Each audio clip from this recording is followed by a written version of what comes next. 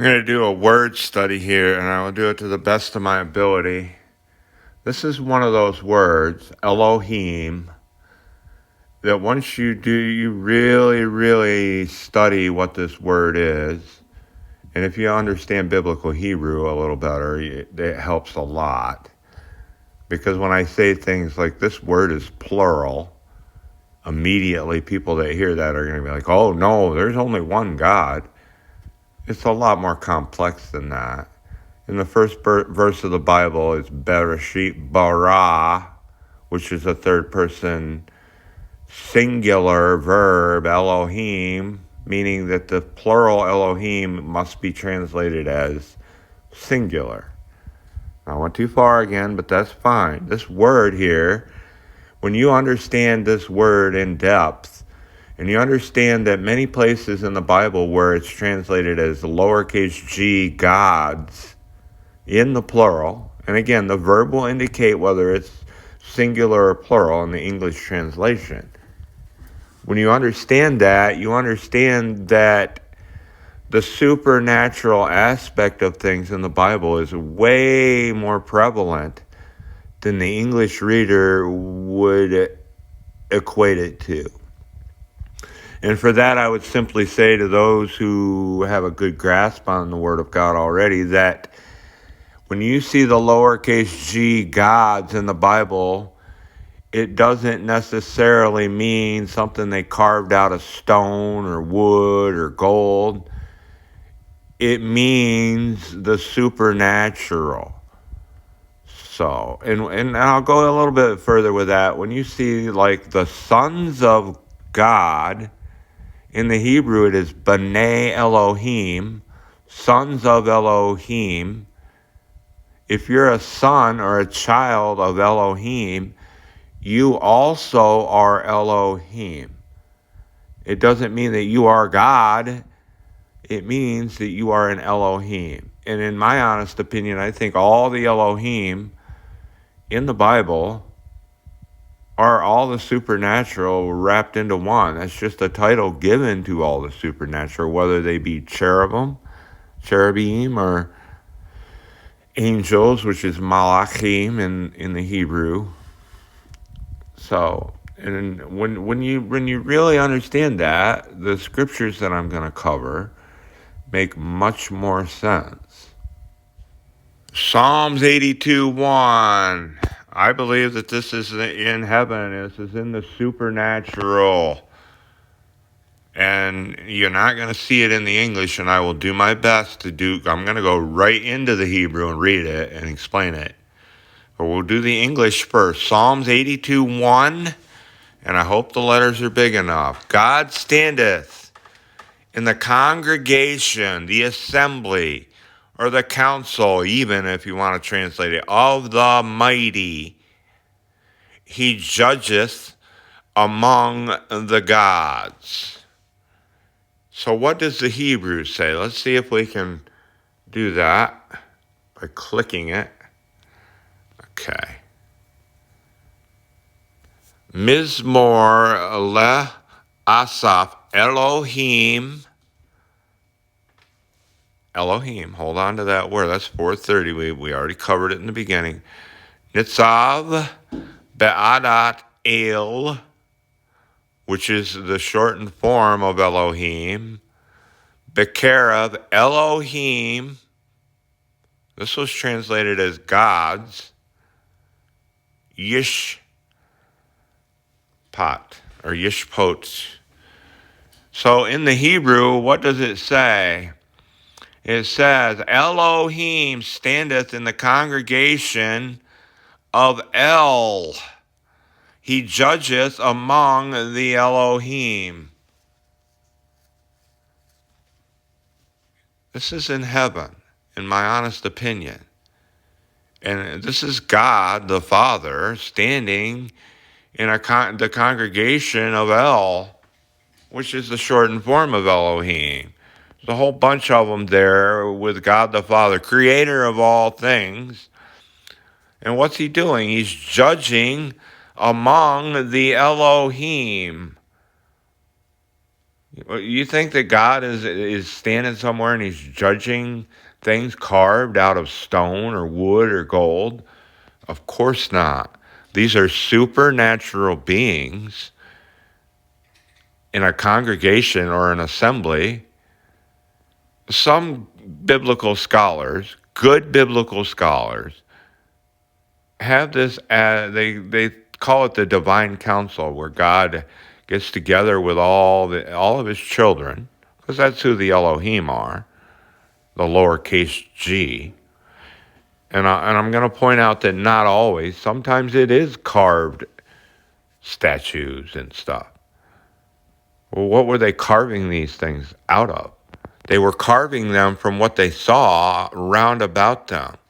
Supernatural beings. That's what they were doing. And to think that they were stupid and they just carved these things out of their own imagination, that doesn't make sense. They were making images and idols onto what they were seeing. The supernatural aspect of the Old Testament is way more prevalent than the English reader will see. I'm going to go to Genesis chapter 6, and everybody's familiar with this. We're going to start with verse 4. I'm just going to do this to point out who the sons of God are, and we're going to go right to the Hebrew again. And the first thing that I'm going to explain about Genesis chapter 6, verse 4 in the manuscripts is that this verse was translated from the Septuagint. The word giants came from the word gigantes. The Masoretic text, which I'm going to open up here, does not say giants. It says ha Nephilim, which, to break that down, ha means the, napha means to fall, and the im makes it plural. The fallen ones is what it should read from the Masoretic text. And again, this was translated from the Septuagint. And it doesn't take only a little bit of effort to realize that. But the phrase I want to focus on here for the purpose of this study is sons of God, which appears in many other places in the Bible. We're going to open this up here. Well, let's read the English first. There were giants, or the fallen ones, were in the earth in those days, and also after that. Don't hold on to that also after that, because I'm going to show where the second influx occurred in another place. Because it's talked about, but it's not as visual, so to speak, as people realize. It's a lot more visual than people realize. When the B'nai Elohim, sons of God, sons of Elohim in the Hebrew, if you are a son or a child of Elohim, you are an Elohim. Translated lowercase gods in many places. And again, that can mean idols, but it also means the supernatural. Came in unto the daughters of men, and they bare to them. Children's in italics, but it was added. I skip over them. To them the same became mighty men, which were of old, men of renown. Now let's go to the Hebrew, and I'll do my best to show you the phrase. I'll show you the gigantes part. It can't be translated as giants, if I can highlight it. The very first word is ha Nephilim, hin ba'aretz, beyamim. I don't need to read the whole thing. I don't think I can highlight the B'nai. Can I? It's B'nai ha Elohim, sons of Elohim. I can't highlight it. Can I blow it up? See it right there? B'nai ha Elohim, sons of the Elohim, or sons of God, the sons of God, sons of Elohim. If you're a son of Elohim, you are an Elohim. You are a supernatural being. Many equate this to the angels. The New Testament lets us know that they were indeed angels. But there's a totally different word in the Hebrew for angels. It's malachim, which means messengers. I hope I'm not losing people to this point. If you're a son of Elohim, you are an Elohim, translated as lowercase g-o-d-s in the English.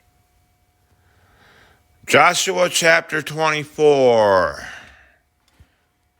And Joshua gathered let's go to verse 2. Let's skip down to verse 2 here. And Joshua said unto all the people, Thus saith the Lord God of Israel, your fathers, your ancestors is what that means, dwelt on the other side of the flood in old time.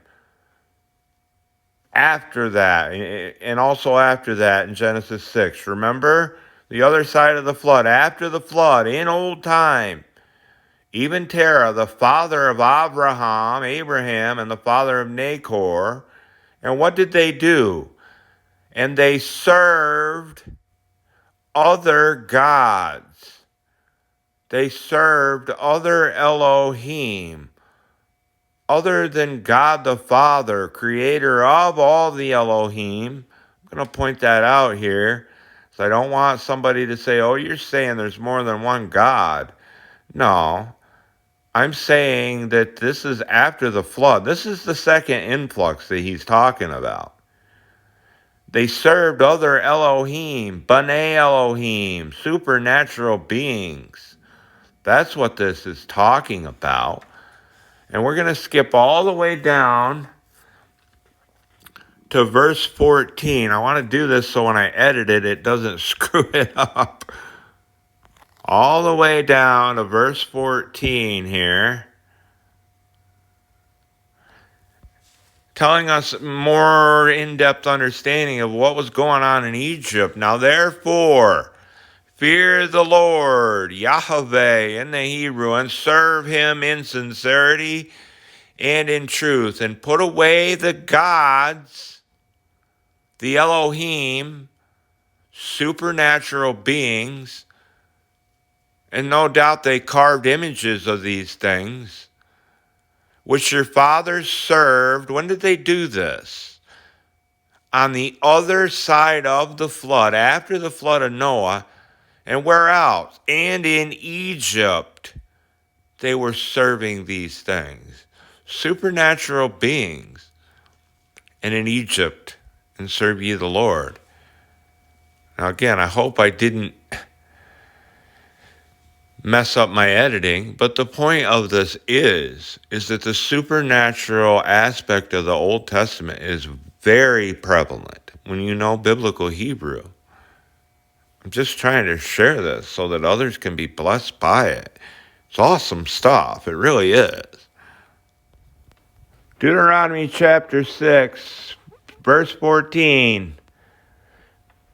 Moses speaking, ye shall not go after other Elohim, of the Elohim of the people which are round about you. Where are they? Are they sitting on a shelf? Is it a statue sitting on the shelf made out of gold or whatever? No, they're round about them. Supernatural beings. That's what Moses is telling them. Don't serve these other supernatural beings. Verse 15, for Yahweh, thy Elohim, singular, is a jealous God among you, lest the anger of the Lord be kindled against thee and destroy thee from off the face of the earth. So yes, they made statues out of these beings that were round about them. But why would God the Father be jealous over that? He wasn't. He was jealous over the fact they were serving these other supernatural beings. And I would say this also, the English reader needs to decide when they come across this word, Elohim, what's it talking about? Is it talking about statues made out of gold and such that they were serving? We know they made golden calves, but or were they actual supernatural beings that, like this says, were round about them? Deuteronomy 29, we'll go to 17 here. And ye have seen there abominations, and their idols, wood and stone, silver and gold, which were among them. These are stuff that was carved and made out of material things. Verse 18, lest there should be among you man or woman or family or tribe whose heart turneth away this day from the Lord our God to go and serve the Elohiym of these nations, lest there should be among you a root that beareth gall and wormwood. So what are these idols? What did they make these idols out of? They carved them out of what they saw around about them. And we're going to go one more place here after this, and they name them specifically. And they have the feminine form of this word as well. So it just don't make any sense that they would carve these idols out of nothing, just out of their own imagination. They saw supernatural beings round about them, and that's what these were carved out of. We're going to go to verse 33, 1 Kings 11:33, and we're going to break this down. Because they have forsaken me, God the Father speaking, and have worshipped Ashtoreth, the goddess. This is the feminine form of Elohiym, of the Zidonians. Chemosh, the Elohiym, singular here, of the Moabites. And Milcom, the Elohiym of the children of Ammon.